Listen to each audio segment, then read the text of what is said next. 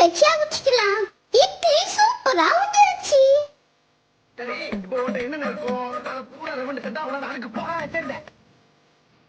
கலர்ஃபுல்லான யூனிக்கான இட்லி ரெடி ஆயிட்டு. இட்லி மல்லிகை பூ மாதிரி இருக்கணும். இது எனக்கு ரொம்ப பிடிச்சது. நீங்க என்ன கலர்னாலும் பண்ணுங்க, ஆனா என்ன மாதிரி பண்ணுங்க. இன்னைக்கு பாசி பயிர் தோசை பண்ண போறோம். பாசி பயிரையும் அரிசியும் தண்ணில ஊற வச்சுக்குங்க. ஆட்டூரல்ல போட்டு நல்லா அரைச்சுக்குங்க. அடுத்து பூண்டு, இஞ்சி, மிளகாய், உப்பு போட்டு நல்லா அரைச்சுக்கலாம். இதையும் மாவு கூட சேர்த்து அரைச்சுக்குங்க. இப்போ தோசைக்கு மாவு ரெடி. தொட்டுக்க தேங்காய் சட்னி அரைச்சுக்கலாம். தோசை கல்ல எண்ணெய் தடவி தோசையை ஊத்திக்கலாம். கேரட்டை மேல தூவிக்கலாம். ரெண்டு பக்கமும் நல்லா வேக வச்சு எடுத்துக்குங்க. ஹெல்தியான பாசிப்பயிர் தோசை ரெடி ஆயிட்டு. இது எனக்கு ரொம்ப பிடிச்சிருக்கு. எவனோ சொந்தக்காரன் சோத்துக்கு வந்துட்டான்.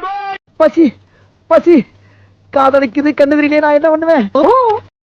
இன்னைக்கு சென்னாமணி மணி தோசை பண்ண போறோம். இங்க பாத்தீங்களா எப்படி மீன் குட்டி குட்டியா இருக்குதுன்னு. தூசி இருக்கும், அதை சலிச்சு எடுத்துக்கலாம். கடாயில எண்ணெய் ஊத்தி கடல் பருப்பு, ஜீரகம், மிளகு, முளத்தல், கருவேப்பிலை போட்டு நல்லா வறுத்துக்குங்க. இப்போ சென்னாங்கல்லிய போட்டு நல்லா வதக்கிக்கலாம். அப்புறம் மிக்ஸி ஜார்ல போட்டுக்கலாம். அது கூட பூண்டு, உப்பு போட்டு நல்லா திரிச்சுக்கலாம். தோசை கல்ல எண்ணெய் தடவி மாவு ஊத்திக்கலாம். தோசை மேல பொடிய தூவிக்கலாம். ரெண்டு பக்கமும் தோசை வேக வச்சு எடுத்துக்கலாம். சூப்பரான சென்னமுனி பொடி தோசை ரெடி ஆயிடுச்சு. இந்த பொடியில எண்ணெய் ஊத்தி தோசை வச்சு சாப்பிட்டுக்கலாம். இது எனக்கு ரொம்ப பிடிச்சிருக்கு. இன்னைக்கு முந்திரி தோசை பண்ண போறோம்.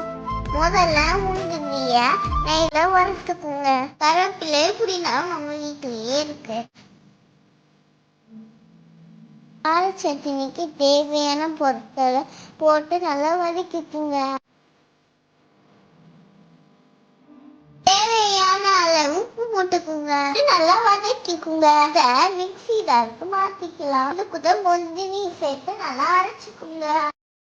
எண்ணெய் தடவி தோசை ஊத்திக்குங்க. நெய்யை ஊத்தி சட்னியை தடவிக்கலாம்.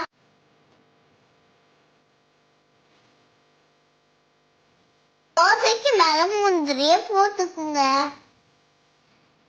மூடி வச்சு வேக வச்சுக்கலாம். சூப்பரான முந்திரி தோசை ரெடி ஆயிட்டு. எனக்கு ரொம்ப பிடிச்சிருக்கு. பாய் ஃப்ரெண்ட்ஸ், நெக்ஸ்ட் வீடியோல பார்க்கலாம்.